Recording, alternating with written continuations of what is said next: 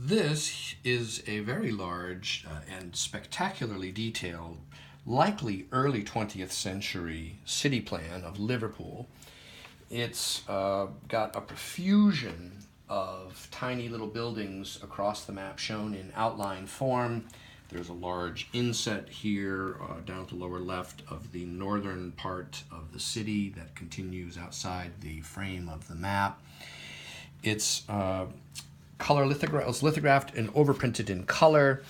It's backed by linen as issued.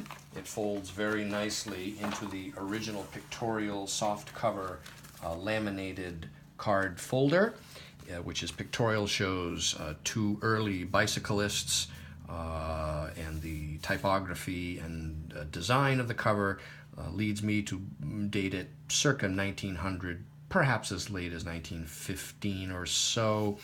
There is also an index to the streets at the front, and this interesting map is currently available on my website, briandemambro.com.